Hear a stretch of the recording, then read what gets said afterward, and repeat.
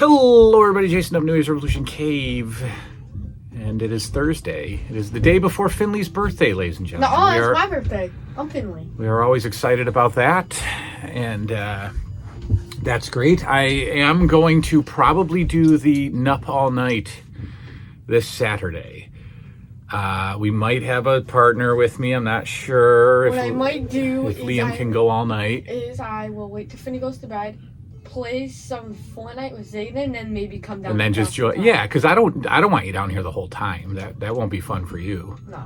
All right, so we'll probably do Nup All Night. People have asked, are we going to do it live? We're not going to do the whole thing live. Live. We're not going to do the whole thing live, but I might film like the first hour of it live, maybe at 11 o'clock or so, and just be live, and then, and then I'll do segments. I'll do like clips of the night, What are you going to do all night? I don't know. I'll make it like a half hour, 45-minute, maybe even an hour video of just eating and hanging out and watching different shows. And yes, they do. So now, a couple weeks ago, I said that my 30 most memorable television moments, we would end it.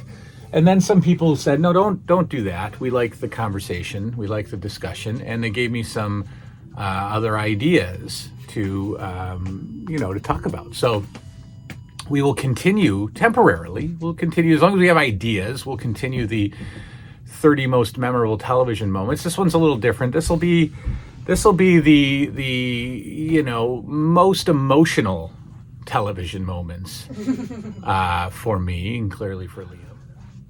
So you know the channel. It's the New 80s Revolution. We're fun. We talk about fun memories. So I'm not going to, when I talk about emotional moments of television, I'm not going to talk about shocking moments. The Space Shuttle Challenger explosion of the 80s, of course, was awful. But that's not what we're going to talk about. We're not going to talk about September 11th. That stuff goes without saying.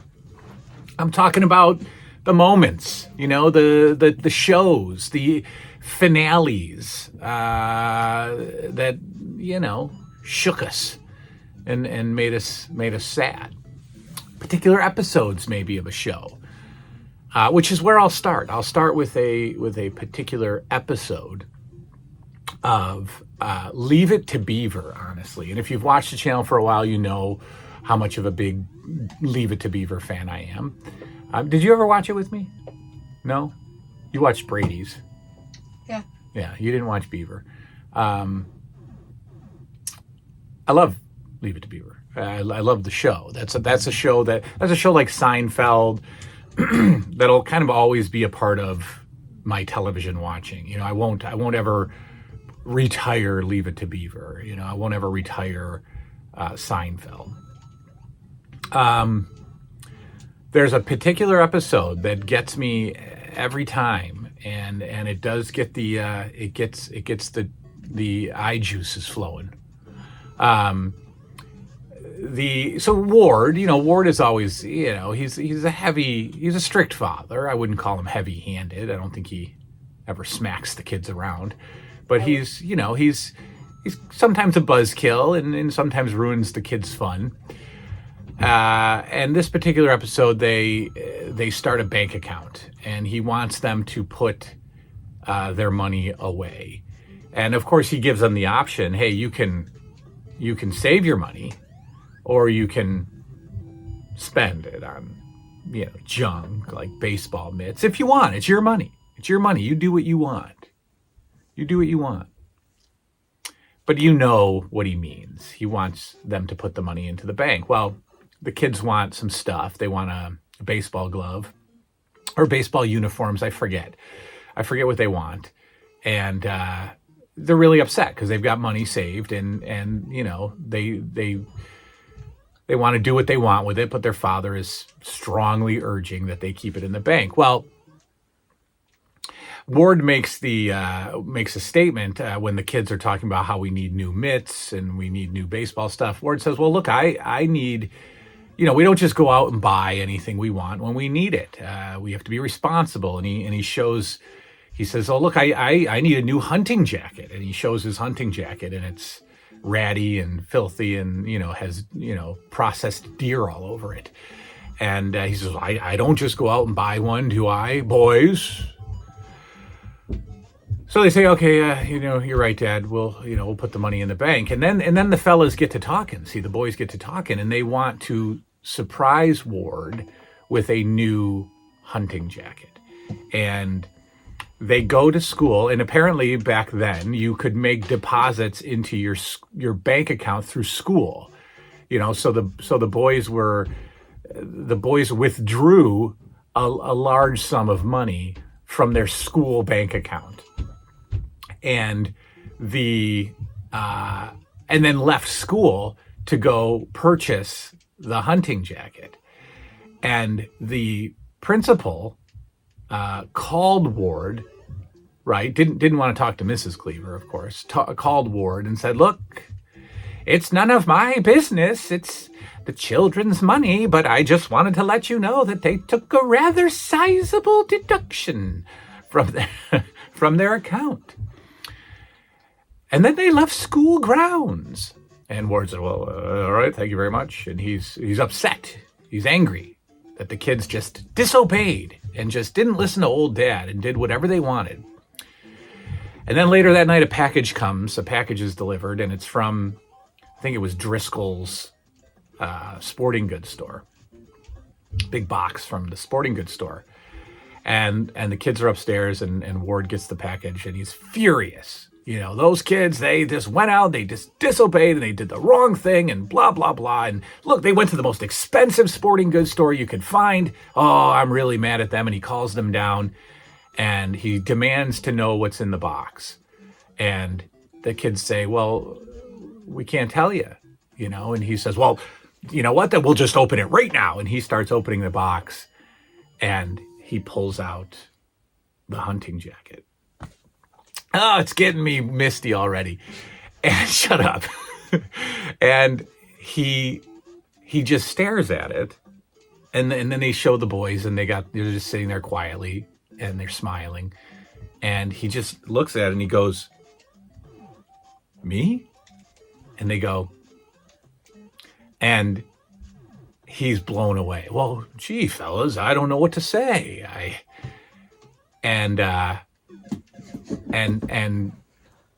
Beaver says, "Well, we can take it back if you want." "Oh, sir, I wouldn't take this back for any amount or for anything." And then they go upstairs, and they're all happy, and Ward is sitting there on the couch in his jacket, and June comes over to him and goes, "Ward, it's a little warm in here. Are you going to take off your jacket?" He goes, No, I'm quite comfortable."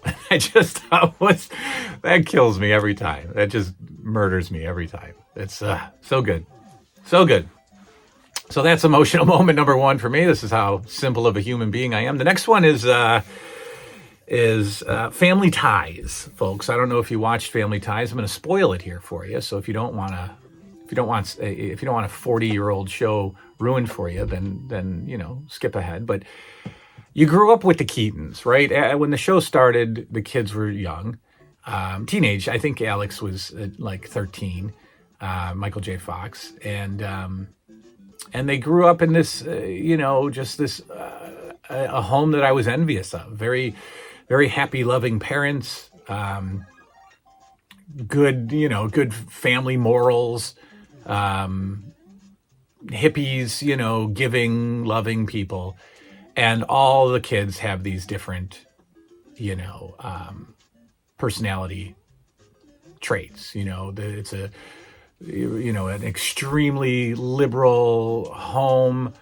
And Alex P. Keaton is this staunch Republican who just, it clashes in a friendly way with his parents over political views and things like that. And you have, Mallory, who's, a knockout, but she's, kind of a little toasted in the brain. And then you have little baby Jennifer, who's, just a little kid. So they grow up, and, you see a lot of progress, with the kids and in their lives. Mallory is, with Nick, she's dating Nick, and Alex, grows up, and he's, dating or whatever, and he's going to go off to college. And the sad episode here, the ending here, I think it's a 2-part finale. And what gets me is Alex, for some reason, in the series finale, as he's preparing to leave the home, he just turns on his mom. He's just furious with her. He's mean to her. And this is never something that was a part of the show. You never saw that in the show. You never saw that dynamic. They were always nice to each other. There was never any fighting or battles with each other. Nobody ever didn't like each other in the show. And for whatever reason, Alex is going through this transition. He's always been this overly mature kid, always independent, but he's about to leave home and he's about to go to college. He's about to leave the most comfortable home on television, the most comfortable family on television. And for whatever reason, he just turns on his mom. And she's sad and he's angry. And, it of course it concludes with, this big giant family. Are you upset? Are you crying? Yeah. Yeah. No. This big giant, emotional family ties hug between Mrs. Keaton, Elise, that's it, Elise Keaton and Alex P. Keaton. And it's horrible. It's just so emotional and it crushes me every time.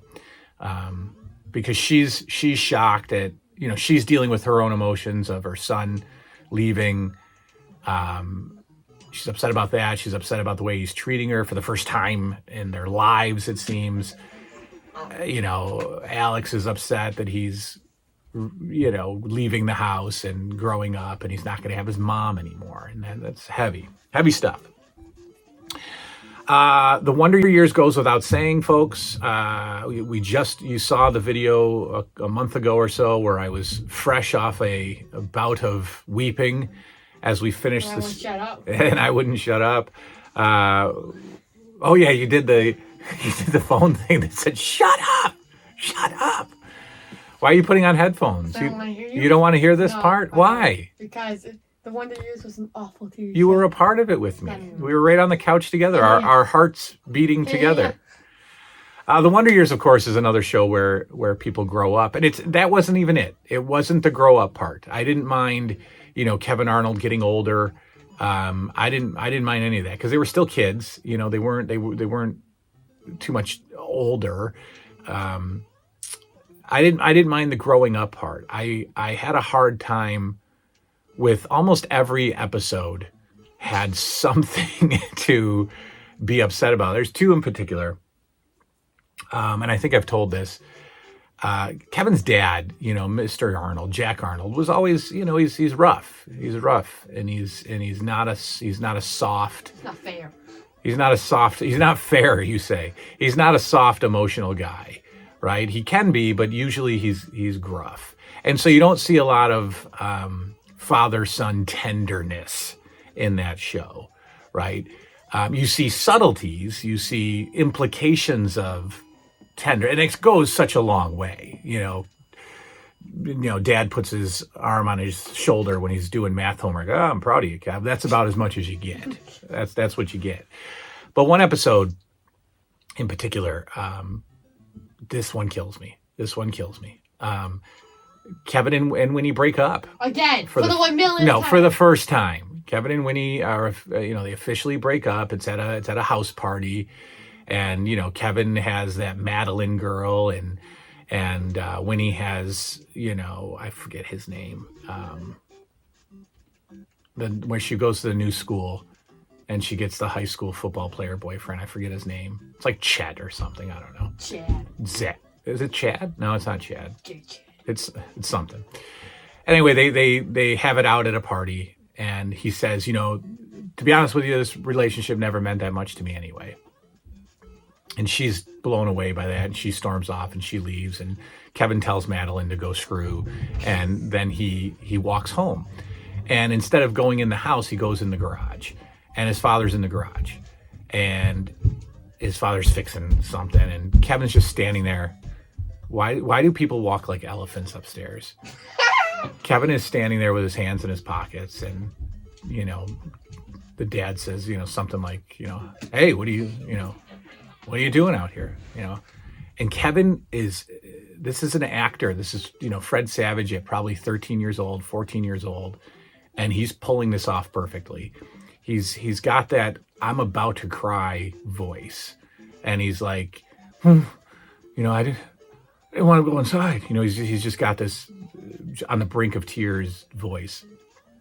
And, you know, Dad realizes there's something wrong, so he stands up, and Kevin says, it's pretty much over between, you know, Winnie and me. And his dad says something, you know, of words of wisdom of some kind. And this one gets me too. The most emotional part of that is the dad stands up, Kevin's mid-sentence, or his dad is mid-sentence, and Kevin just stops talking and runs into his father's gut. How's that sad? Shut up. Runs into his father, and I love you, Dad. No, and just wraps his arms around him. His face is buried into his gut, and he's crying. He's brokenhearted, and the father just, you know, puts his hand on him and, you know, says something, you know, You're there, son. I know it's rough, or whatever he says, or we'll get through this, or something. But the way that Fred Savage pulled that off just breaks me every time. I mean, it's just incredible. He just go watch it. Go watch the scene. Don't. There's going to be another emotional moment down here when I smash this kid in the head with my camera because he keeps interrupting my emotional moments. Finally, we're gonna end it on a there's another one. If you ever watched Dallas, I know my friend Upstate Johnny watched it. The entire, I think, 5th season ended up being a dream.